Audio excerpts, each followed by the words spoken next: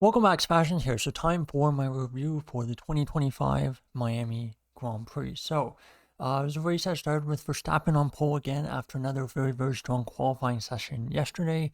Lando Norris was P2, with Pierre Gasly opting to start from the pit lane after originally qualifying 18th. A bit of a letdown in the Alpine. Most drivers were starting on the hard or medium tires, and it was a likely one-stop race unless there was rain. And there was definitely, for the first 15 laps or so, it seemed like there was a possibility of rain towards the middle, towards the end of the race, but that rain, for better or worse, just did not materialize. Taking a look at the start of the race, Verstappen led away into turn one, definitely a better start than in Saudi Arabia, but a little bit of a lockup going into that first corner, which kind of leaves the door slightly open for Norris going into turn two. Norris tries to be aggressive, going wheel to wheel with Verstappen going into turn two. But unfortunately for Norris, Verstappen basically, he is the car that's slightly ahead going into this corner, and he basically takes the racing line, which means going from apex of the corner on corner entry to basically going all the way to the edge of the track on the corner exit, and basically just pushes Norris off track. Norris basically has to go off into the runoff area for a bit. And does end up losing a couple of positions, and potentially this aggressive defense by Verstappen does end up costing Lando Norris the race win. Now, further back in the field, at this point, Antonelli, P2, basically taking advantage of Norris is kind of going off track, and Jack Doohan as well. He had a puncture going at the back of the field after contact with Lawson at turn one. So what it looked like happened was, I believe, Doohan basically went down the inside, which again, when you're basically going 3-4 wide, you're putting yourself in a pretty bad position, especially given that, a lot of cars are going to be trying to go to the apex. Visibility's not great. So I think Doohan did kind of put himself in a really risky position. From Lawson's onboard, again, he's kind of just going straight, but then at the very last moment, going towards the apex of the corner, he kind of just, turns a little bit right. So I do think it was kind of, a rookie mistake in some way for both of them. I think both of them probably could have been a little bit more cautious, done things slightly differently at that first corner. And I think, all in all, a racing incident, and the stewards agreed there. So we have a virtual safety car lap 2 because Doohan stopped on the side of the track, not able to bring it back home to the pits. On lap 4, that virtual safety car ends. Not a particularly consequential VSC, unlike some of the others we would have a little bit later. So Piastri, showing how quick the McLaren would end up being today, again, starts making moves right away, overtakes Antonelli for P2 at turn 11, with Norris again overtaking Albon for P5 at the same corner. At this point, Williams swapped position, so I think at this point, Sainz, I think Albon had the slightly better start of the two, but then Sainz got ahead of his teammate at this point. Lap 7, Norris overtakes Russell for P4 at turn 4 for P4, so good move there. And on a couple of different radio channels, they were saying heavy rain around lap 14 coming in, 20 minutes or so, and the expectation would be that it would be coming from the turn 17, turn 7 side of the track. So basically the side where like the final real corner is, after that long straight, kind of away from the really clunky chicanes and stuff all on the other side of the track. Norris overtakes Antonelli for P3 at turn 11. So again, at this point, you have Verstappen still leading, but then you have the McLarens second and third. Norris basically recovering from that off at turn 2. Lap 9, really clumsy mistake here by Alonso. He spins at turn 11, and it looks like he just lost on his own. There was no one behind him, no one in front of him. Really, he just kind of lost it on cold tires, it seems. So again, a bit of a rookie mistake by Alonso, and that really, hurt any chance of him getting any points. Not that, looking at the final result, he wasn't going to get points anyway. But again, if this was a crazy race like the sprint was yesterday, again, just doing things like that, unfortunately, is just going to make your chances of being able to capitalize that much worse. Lap 10, Piastri putting Verstappen under pressure, and Piastri really trying to make moves stick at turn 11 and turn 17, but very, very fair and good defending from Verstappen. None of the crazy stuff like we saw at turn 2 or we saw in Saudi Arabia. Again, doing a very good job of just generally defending, holding the inside, forcing Piastri to go a long way around. But lap 14, the McLaren of Piastri is able to make it stick. He basically does a really good job of forcing Verstappen off to basically defend the inside of turn 17. And this kind of puts Verstappen on the back foot going down the main straight slightly, not able to get the best exit out of that turn 17. So then it makes it much easier for Piastri to then overtake Verstappen going into turn 1. So that allows him to take the lead there. Norris tries the same move, but Verstappen doesn't go deep. And at this point, Piastri is already 3 seconds ahead. So he's basically just flying, out in front. And now Verstappen basically has to try to defend from the other McLaren of Verstappen, or the other McLaren of Norris. Lap 17, Norris overtakes Verstappen into turn 11 at turn 11 for P2, but unfortunately, the TV director was looking at the replay 5 of basically a different move, and basically completely missed it. So we didn't even get to see it go on. I believe that move that they were looking at was where I think Verstappen basically pushed Norris very wide at the exit of turn 1, but again, right on the edge of being fair there. So we almost missed the first overtake of Norris overtaking Verstappen, but then I think Norris basically goes off track here and gives the position back in turn 17. At this point, Piastri has an 8-second lead, so he's basically gaining like a second a lap or so on Verstappen. So yeah, Norris gives the position to Verstappen, and lap 18, Norris eventually does get past. So we have got the slide there. So there's the overtake there on Verstappen by Piastri, I should say. And then Norris eventually gets past Verstappen at turn 11 for P2. So that's basically the first part of your race. Verstappen defending very, very hard from the two McLarens, and unfortunately for him, eventually losing out in both situations. Lap 19, Albon's and Sainz swap positions again. So Albon back in front, and Russell. I wrote Russell rain in his helmet again because he's basically saying it's raining. I do think there were some very, very light drops, but definitely not enough to cause issues or even have any kind of suggestion of switching to intermediate tires. But I did feel like there were some very, very light drops at certain points. But again, Russell sometimes is known for thinking it's raining when it's actually not. Lap 20, Bortoleto starts the pit cycle going on to hard tires.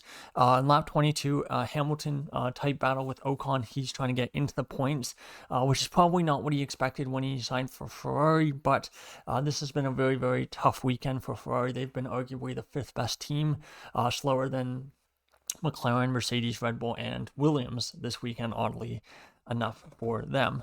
The two McLarens driving away from Verstappen at this point. This is lap 25. Lap 26, Antonelli, the first of the leaders to pit. Lap 27, Albon very, very close to undercutting Antonelli, came very, very close there. And then this is kind of where we have our first kind of I'd say very crucial moment in terms of kind of determining some of the outcomes for some of the positions in this race. So Behrman, we see a puff of smoke coming out of the back of his car, I believe, when Tsunoda came out of the pits, and we say, oh, that's funny. And I thought, the announcers didn't catch it at first, but I saw it, I'm like, oh, it looks like Behrman's having an issue, because again, this isn't a track that has like particularly a ton of gravel or anything. So when you see white smoke coming out of on the track, it's usually for an engine related issue, and that's exactly what the case was. He basically comes to a stop on track, some kind of PU issue, and that brought out the second virtual safety car of the race. And during that virtual safety car, I think McLaren did a double stack on the strategy, so the advantage they had over Verstappen becomes even bigger at this point. Russell as well, he started on the hard tires, pits during the virtual safety car for medium tires, and this allows him to come out ahead of Verstappen. So it kind of makes Verstappen's race even worse. All that hard work in qualifying, starting on pole, defending from the two McLarens in that first part of the race. He's still in the podium position at least, but doesn't even get that as he loses that position because of a virtual safety car, and allows Russell to jump him. Leclerc as well, he is able to split the Williams pitting during the virtual safety car. In lap 31, after the safety car ends, Albon, very, very strong pace. He overtakes Antonelli for P5. I think Antonelli today shows, I think, on tire management. I think there's still a little bit of work to do. His pace in qualifying, in both sprint qualifying and main qualifying, were very, very good. But I do think it kind of shows that, like, I think compared to the other front running drivers, I do think that, again, there's a little bit of work to be done there. But again, an 18-year-old rookie, not a big surprise that would be an issue. Sonoda at this point, 5-second penalty for speeding in the pit lane, not great there. Unfortunately for Sonoda, another not great race, and very, very much like a lot of races that Paris was having at the end of 2024. Lap 32, Bortoleto told to retire the car, but Bortoleto can't even get the car back to the pits, and we get our third virtual safety car of the race, as even though, you can see Bortoleto seemed to do a really good job of getting it into the kind of the gap in the fences, they still called a virtual safety car there. In lap 34, both Ferraris, after the virtual safety car ended, I believe, both Ferraris overtake Sainz on P7, P8 at turn 1. So this was actually a pretty good move. So Leclerc basically goes down the inside, forces Sainz, quite to the outside of the line, and then Hamilton behind the two of them kind of gets a double slipstream and makes this really, really good move. Goes down to the inside, right to the apex of turn 1, almost gets ahead of Leclerc, but slots in between the two of them. So again, Sainz loses 2 positions in one corner, a bit unfortunate for him, and after what was, a very, very good qualifying session. And this was a race that was kind of just going away from him as his teammates going further up track. He's unfortunately getting overtaken by both Ferraris. Now, lap 37, this is where Ferrari decides to do Ferrari things. So for quite a few laps at this point, Hamilton had basically been done the opposite strategy to Leclerc. Started on the hards, pitted for mediums. Leclerc started on hards, started on mediums, pitted for hards. And so Hamilton at this point was on the faster tire. I think safety car probably helped him a little bit, close the gap between the two on track. And so at this point, Hamilton's basically has quite the extensive conversation, I guess we shall say, with his engineer, basically wanting team orders to swap positions because he had better pace. And again, I think it's hard to say absolutely conclusively that he had better pace after what eventually would happen. But you had quite a few quite amusing radio calls by both Hamilton and Leclerc. So again, Ferrari not the greatest week in terms of pace, and again, in terms of team management, driver dynamic. Another race where things were not particularly special or not particularly clean. So Hamilton wants team orders at this point to get past Leclerc. Lawson retires in the pits from collision damage from that opening lap. And at this point, 4 of the 6 rookies have retired again, not the same as Australia where they're all crashing out. You had 2 drivers who had collision damage and another 2 who had mechanical DNFs. So lap 39, they're basically told to swap positions after Hamilton complains again. Leclerc basically comes on the radio asking Hamilton to go faster. So this was, quite the special race for Ferrari. Sainz and Gasly both noted for yellow flag infringements. We didn't really see anything about this afterwards, so I'm not sure if they just decided that there was no further action, or if it's something where we'll see, in a couple hours' time that they both gotten 5-second penalties or something.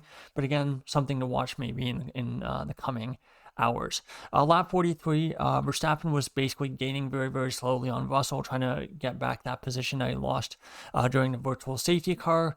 But unfortunately, again, with the fact that the Mercedes and Red Bull are relatively close on pace, I think it was always going to be very difficult because of the dirty air for Verstappen to get past the Mercedes driver.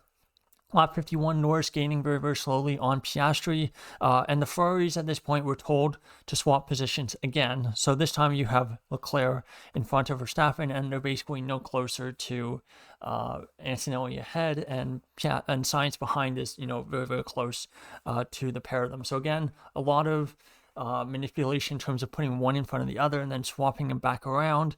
for basically no gain on track and no gain realistically in terms of points. So Verstappen told to stay within 5 seconds of Russell. Not sure if the pit wall thought that Russell was going to be picking up a penalty of some kind, but it was interesting to see that that was basically like a direct order from GP to Verstappen, basically saying, please stay within 5 seconds of Russell. Even if you can't overtake him, again, try to stay within that range. Final lap of the race, Piastri takes a checkered flag, third win in a row for Piastri, the first McLaren driver to do that since Hakkinen in 97-98. And again, a little bit surprised that neither Hamilton nor Alonso managed that 2007-2008. And again, from 2010 to 2012, it was a race-winning car, but it wasn't, an absolutely dominant car any of those years. So, successive race wins were definitely not particularly common then. But still, a bit of a surprise. And again, really, really good race from Piastri. Really managed that well at the end, even though the gap to Norris was coming down. And then after Piastri takes the checkered flag, guess the race was definitely not over at this point, as Sainz basically tries to go for a lunge down the inside of Hamilton at turn 17, basically a last lap lunge. They get a little bit argy-bargy, bit of contact there between the two of them, but Hamilton is able to stay ahead of the Williams driver and holds on to that P8 finish. So, and also, last note as well, Tsunoda stays in P10 even with his 5-second penalty for basically for the speeding in the pit lane. He is still able to stay in 10th place. So, taking a look at your race result for the 2025 Miami Grand Prix, it was a very dominant McLaren 1-2. Piastri and Norris 37 seconds, 33 seconds, I should say, ahead of Russell, who rounds out the podium in third.